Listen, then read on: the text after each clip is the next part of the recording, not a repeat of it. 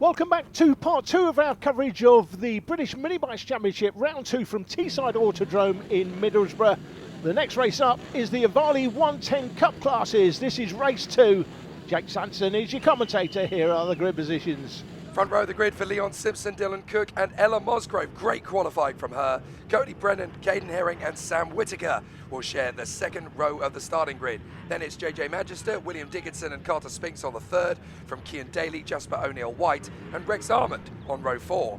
It's going to be an interesting challenge for the riders behind, as we have Matthew Jennings, Thomas Med and CJ Maguire giving chase. Then we have Dan Tanton, along with Oscar McAllister and Austin Dilks. At the very back of the grid, it'll be Seth Haywood, who didn't set a time in the second qualifying session. Thomas Johnson was entered and will not take part in racing. Time to get the second race underway then, and Leon Simpson charges forward. Great start for the pole sitter. Sadly, not a great start for Ella Mosgrove. She's already been swamped by a lot of the field. So Leon Simpson is your leader, as the young man from Dungannon holds the pace in front of Dylan Cook. Then that looks like Cody Brennan and Caden Herring squabbling away for position further back. So there is already a very big start to this race. Very unfortunate for Ella Mosgrove, qualified third. Already looks like she's outside the top 10. So pace over one lap does not necessarily translate to pace in the race. Simpson is your leader. Second is the 19. That is a hard charge. Oh, sorry, it's 79, I should say, is Cody Brennan. Dylan Cook is in there, so too is Caden Herring, although Caden Herring finds himself down in about fourth position, I think. So Dylan Cook is chasing the race leader, Leon Simpson. 79 is in there, that's Cody Brennan, then Caden Herring, and then we've got Sam Whittaker bearing down on the pack.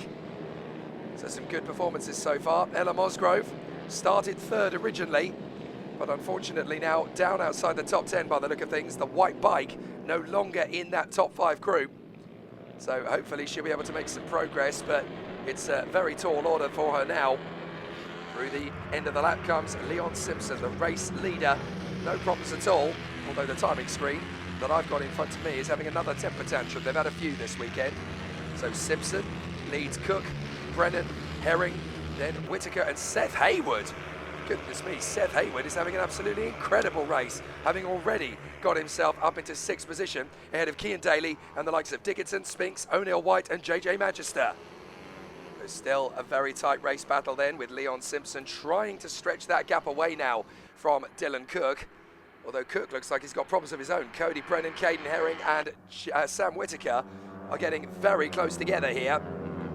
So the battle for second position could actually give Leon Simpson a little bit of a breather. 4 riders, all very close. Cook, Brennan, Herring, Whittaker. 4 riders very close together as they go back down the back straight and up towards South Bank. But this is all about rhythm and composure. Confidence plays a big part, as here comes Caden Herring, trying to get on the inside of Cody Brennan.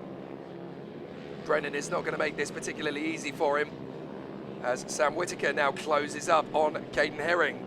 They go through hairpin 4 up to the dogleg, but this is perfect for Leon Simpson. Exactly what he needed to start to stretch out a gap that he can be fairly comfortable with moving forward. Dylan Cook banks in a 1:19 treble 2.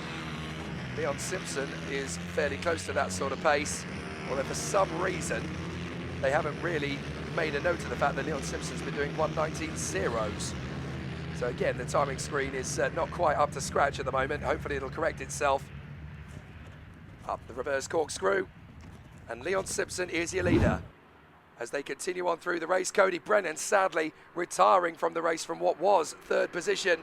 So that drops him out of the fray, and that gives the battle for second position up to Dylan Cook, Caden Herring and Sam Whittaker. The next man in, can you believe it, is Seth Haywood, who started dead last in this race. Then Cian Daly, Will Dickinson, Carter Spinks and Jasper O'Neill-White. And I think we got problems for JJ Magister. It looks like he's not going any further forward in this race either. Problems for him, he's dropped all the way to the back, and that one is genuine. And I think he's got mechanical problems, so big difficulty for JJ Magister, I'm afraid, as his race is pretty much done and dusted.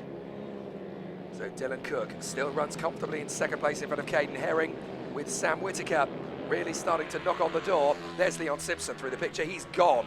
He's already with a decent advantage in this second of the Ohvale 110 races. Certainly nothing for him to break a sweat over. but the battle for second is raging. Cook, Herring and Whittaker. Further back, there's Cian Daly trying to chase down the riders in front of him. Seth Hayward is on his own, by the way. So we've got Daly, Dickinson, Spinks, Mosgrove, and then Jasper O'Neill-White is in that mix as well. So plenty of talent as Mosgrove is starting to make a comeback. There she goes to the inside line, picks up a move into Rib Bend, and tidies it up on the exit, does she? Up towards the reverse corkscrew. Yes, she does manage to hold on to that place. So now she has dealt with Jasper O'Neill-White. Her next target is going to be Carter Spinks. This is much better from Ella Mosgrove. Not easy to come back after a difficult start, but she's got the confidence and the pace to go after Carter Spinks on the 296. That's Will Dickinson just in front. So Ella Mosgrove definitely getting on with this in the wiggles. Into the hairpin. The hairpin 1, hairpin 2. This is good work from Carter Spinks to defend though, because Ella Mosgrove can't find a way through at the moment. The battle for 6th position raging. Daly, Dickinson, Spinks, Mosgrove and O'Neill-White. Very close indeed between these 5 riders, as Ella Mosgrove really seeks a chance now. Carter Spinks thinking about Will Dickinson, but that's compromised him a little bit. Ella Mosgrove might get a run through the next hairpin, but Carter Spinks is so busy dealing with Will Dickinson, he leaves himself vulnerable on the exit. Jasper O'Neill-White looks like he's got a chance on Mosgrove to bounce back as the battle for 2nd position continues between Cook, Herring and Whittaker. Leon Simpson is still long gone up front. No worries at all there. And so as they go up the reverse corkscrew, from a long way back, Caden Herring and Sam Whittaker are still dueling away for position. Sam Whittaker fancied his chances there on Caden Herring, and he's certainly looking very racy at this point on the contest as they work their way further forward through the wiggles. And Caden Herring having a look to the inside of Dylan Cook. Can't get there through hairpin 1, maybe through hairpin 2. Not close enough. So Sam Whittaker needs to try every trick he can to close up on these 2. Herring is having a look now for Dylan Cook. Into South Bank.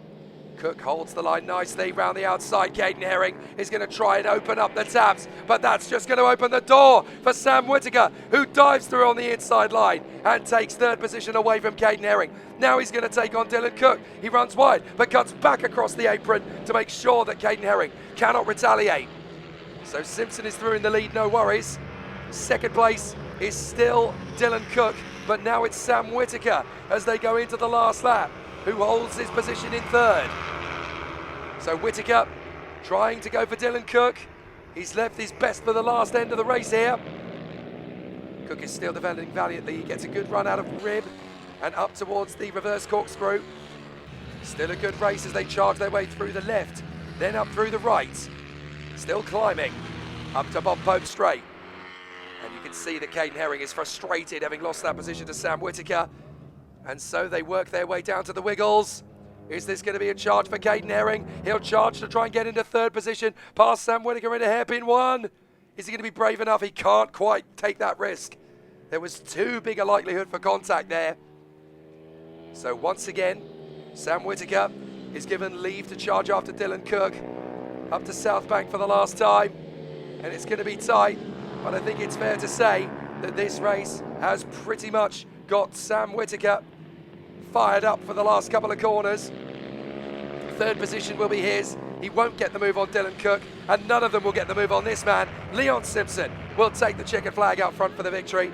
A great run for Dylan Cook, 2nd ahead of Sam Whittaker and Caden Herring. A great last lap battle between the 3 of them. And it's going right the way to the line for 6th place as well. Seth Hayward is going to be P5 in front of them. But there's Ella Mosgrove. Look at her, all over the back of Cian Daly. She's dealt with Spinks, she's dealt with Dickinson, and it's going to be a victory in that little battle for Cian Daly. But Ella Mosgrove, what a comeback. She can be very happy indeed with the way that worked out for her.